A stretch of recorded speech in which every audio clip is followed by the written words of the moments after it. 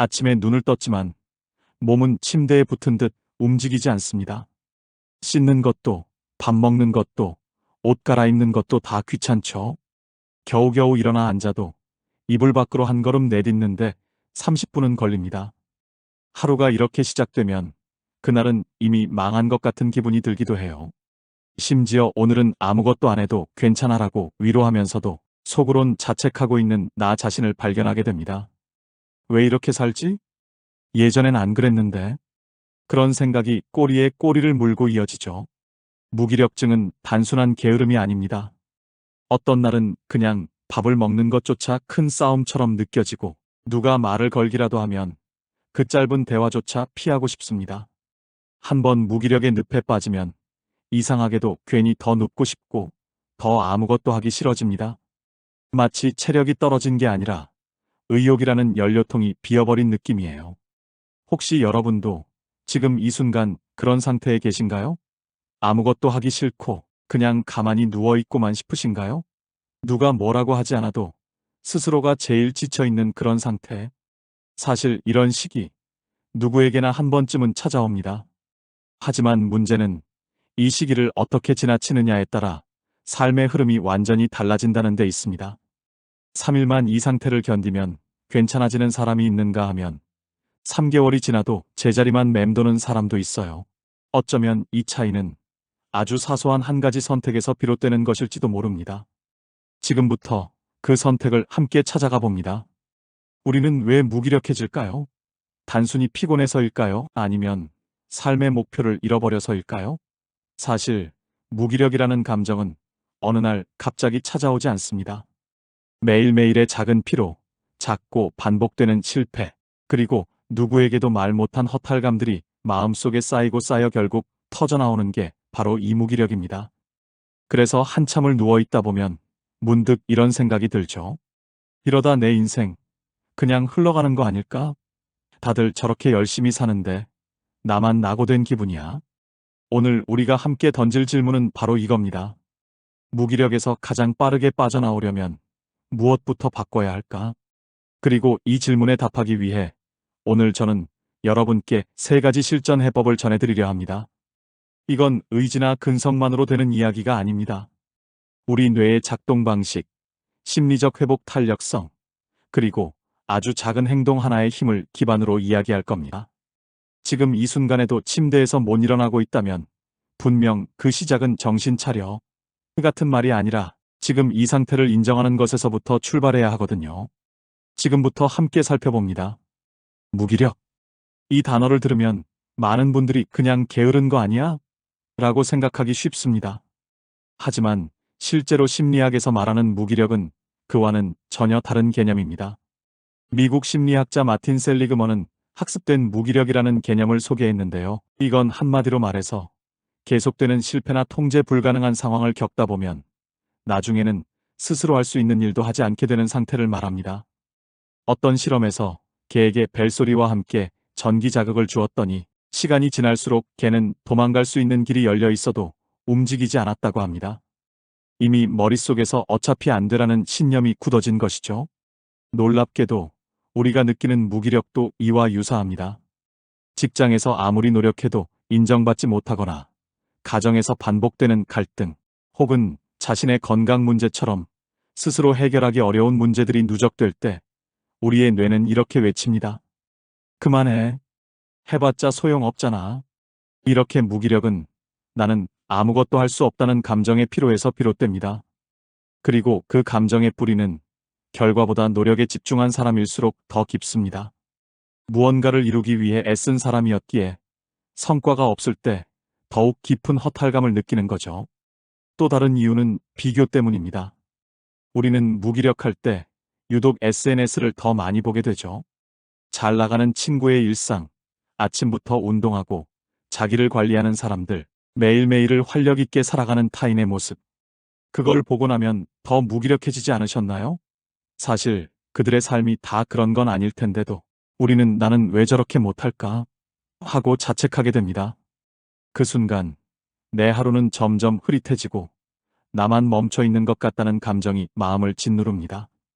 그리고 마지막으로 무기력 뒤에는 내가 누구인지 모르겠는 상태, 즉 자기 정체성의 흔들림이 자리합니다. 이건 특히 중년 이후에 자주 찾아오는 감정이기도 해요. 한 직장에서 수십 년 일하고 나서 퇴직한 후 이젠 뭘 하지? 라는 질문 앞에 망연자실해지는 분들, 혹은 자녀들이 다 자라고 나서 돌봄이 사라진 일상에서 나는 누구였지? 하고 물음표가 생긴 분들, 우리는 모두 어떤 역할로 자신을 설명해 왔습니다. 누군가의 엄마, 아빠, 팀장, 교사, 딸, 아들. 그런데 그 역할이 멈추면 나도 멈춘 것 같은 기분이 드는 거죠. 그 공허함이 무기력으로 다가옵니다. 이처럼 무기력은 단순한 의지 부족이 아니라 감정의 탈진 상태입니다. 여러 겹의 실망, 상처, 외면, 혼란이 쌓여 만들어낸 마음의 경고음이죠. 그러니 지금 무기력하다고 해서 여러분이 약하거나 나태한 게 아닙니다. 오히려 그동안 너무 많이 애쓰고 너무 오래 참아왔다는 증거일 수 있습니다. 이제 이 무기력에서 빠져나오기 위해 우리는 어떤 선택을 해야 할까요? 무기력에서 벗어나는 첫 걸음은 기다림을 멈추는 것입니다. 대부분 우리는 마음이 회복되기를 기다립니다. 기분 좋아지면 그때 시작해야지. 조금만 더 쉬면 괜찮아질 거야. 하지만 안타깝게도 마음이 먼저 좋아져서 몸이 움직이는 일은 거의 없습니다. 오히려 그 반대죠. 몸이 먼저 움직여야 마음이 조금씩 따라오게 됩니다. 그러니 첫째, 5분 걷기부터 시작해보세요. 너무 대단한 목표를 세울 필요는 없습니다. 슬리퍼를 신고 집 앞 골목을 한 바퀴 돌아도 되고, 비가 오면 집 안에서 거실과 방을 천천히 오가도 괜찮습니다. 한 상담 선생님이 움직이는 몸에는 정신도 같이 따라간다고 말한 적이 있습니다. 실제로 가벼운 산책은 우울감을 낮추고 뇌 회복력을 높인다는 연구도 있습니다. 걷다 보면 바람이 얼굴을 스치고 나무가 흔들리는 소리가 들리며 세상이 여전히 돌아가고 있다는 감각이 살아납니다. 하루에 아침 한 번, 오후 한 번, 단 5분이면 충분합니다. 이 움직임의 감각이 무기력에서 빠져나오는 첫 걸음이 됩니다. 둘째, 작은 일 하나를 해내는 습관을 만들어 보세요. 아주 소소한 일일수록 좋습니다. 설거지를 하나 끝내거나, 빨래를 개거나, 휴대폰 문자 하나만 삭제해도 괜찮습니다. 게임에서 퀘스트 하나를 완료했을 때처럼 우리 뇌는 해냈다는 감각을 기억합니다. 예전에 무기력에 빠졌던 한 직장인은 매일 아침 침대를 정리하는 것으로 하루를 시작했다고 합니다. 이분도 채 걸리지 않는 일이었지만 그래도 나는 뭔가 했다는 생각이 그의 하루를 바꾸어 놓았다고 합니다. 중요한 것은 크기가 아니라 오늘 이거 하나라도 해냈다는 자기 인식입니다. 셋째, 지금의 상태를 꼭 말로 꺼내보세요. 입 밖으로 말하거나 글로 적거나 누군가에게 털어놓아 보세요. 말하지 않으면 감정은 더 큰 괴물처럼 부풀어 오릅니다. 한 중학생이 혼자 마음속으로만 울고 있었더니 아무도 몰라줬다고 말한 적이 있습니다. 그런데 어느 날 수첩에 요즘 너무 힘들다고 적어 선생님, 책상 위에 올려두었더니 그날부터 대화가 시작되었다고요. 요즘 좀 무기력해요. 요즘 아무것도 하기 싫어요. 같은 말 한마디가 의외로 큰 위로를 불러옵니다. 가까운 친구나 가족에게 한번 털어놓아 보세요. 나도 그래라는 공감이 돌아오는 순간, 무기력은 더 이상 혼자의 고통이 아닙니다. 넷째, 하루 루틴을 만들어 보세요. 무기력할수록 우리는 시간이 흐르는 감각을 잃습니다. 낮인지 밤인지, 며칠이 지났는지도 모르게 되죠. 이럴 때일수록 기상시간, 식사시간, 취침시간 이 세 가지만 일정하게 유지해 보세요. 예를 들어, 아침 8시에 일어나 커피 한 잔을 마시고 점심 12시에 간단히 식사하고 밤 11시쯤 누워있는 것만으로도 좋습니다. 미국 해군 장성 맥레이브는 침대 정리가 하루를 바꾼다고 말한 적이 있습니다. 작은 반복이 큰 질서를 만들고 그 질서가 삶을 다시 붙잡아줍니다. 마지막으로 다섯째, 비교 대신 자신을 바라보는 눈을 가져보세요. 무기력할수록 우리는 타인의 삶을 자꾸 들여다보게 됩니다. SNS 속 누군가는 아침마다 운동을 하고 책을 읽고 가족과 웃고 있는 듯 보입니다. 그런데 우리가 보는 건 잘 편집된 장면일 뿐입니다. 사진 뒤에 피곤한 얼굴, 자책하는 밤은 보이지 않으니까요. 마치 상대의 무대 위 모습을 보고 나의 분장실 안모습을 비교하는 셈입니다. 당연히 초라해 보일 수밖에 없죠. 이럴 때 자신에게 이렇게 물어보세요. 그 사람이 정말 행복한지 내가 확신할 수 있을까? 그리고 한 번 더, 내가 지금 나에게 하는 이 말, 가장 친한 친구에게도 하겠는가? 지금 스스로에게 던지고 있는 냉정한 평가들. 넌 왜 이 모양이야? 도대체 뭐 하는 거냐 같은 말들. 그걸 친구가 자기에게 말한다면 여러분은 어떤 위로를 건네시겠어요? 그 따뜻한 말, 지금 나 자신에게 먼저 건네주세요. 그래, 오늘 하루도 버텼잖아. 조금씩 괜찮아지고 있어. 이 말은 가장 먼저 여러분 자신이 들을 자격이 있습니다. 만약 꼭 잘 살아야 한다는 압박이 느껴진다면 그 기준을 오늘 하루만큼은 성공이 아니라 회복에 두세요. 오늘 한 끼 챙겨 먹었고, 창문을 열었고, 커피를 마셨다면 그게 바로 이 무기력과 싸운 오늘의 승리입니다. 이제 여러분은 무기력의 벽에 아주 작은 균열을 냈습니다. 그 균열은 조금씩 퍼져나갈 겁니다. 지금은 그게 보이지 않아도 내일은 분명 달라집니다. 정리하겠습니다. 무기력은 결코 나약함의 증거가 아닙니다. 그건 오히려 그동안 얼마나 애쓰며 살아왔는지를 보여주는 신호입니다.